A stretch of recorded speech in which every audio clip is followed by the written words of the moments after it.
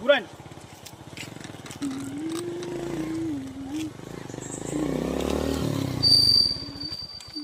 আসসালামু আলাইকুম। তোমার ভাইরা সাত সকালে আসছেন লাউয়াছড়া বেড়ানোর জন্য, কিন্তু লাউয়াছড়া যদি দেখেন না তাহলে বাংলাদেশের অর্ধেকটাই দেখা হয় নাই। লাউয়াছড়া এমন একটা জিনিস দেখার মতন। এখানে আপনার বিভিন্ন প্রকৃতির পশু এবং জীব জানোয়ার বানর আছে, এরা মানুষের সাথে মিলে গিয়েছে। লাউয়াছড়া সকালবেলা আসলে আপনারা দেখবেন এখানে রাস্তার মধ্যে আপনার ওই যে পাহাড়ি একটা মুরগ আছে ওইটা দেখা যায়, তারপরে হরিণ দেখা যায়, বানর দেখা যায়। বানর মানুষের মতন মিশে গেছে, মানুষের মতনই থাকে। দুঃখের বিষয় হচ্ছে এখানে যে কর্তৃপক্ষ যারা আছে মানুষ আসার জন্য এরা কিন্তু আপ্যায়ন করতে পারে না, বসার জায়গা দিতে পারে না। তারপরে সিন্ডিকেট একদিনের বাচ্চা, যে বাচ্চাটা আপনার এক নবজাতক বাচ্চা, এই বাচ্চাটা তারা টিকিট নেয়। ওইটা তো আমরা দায়মুক্ত এড়াতে চাই।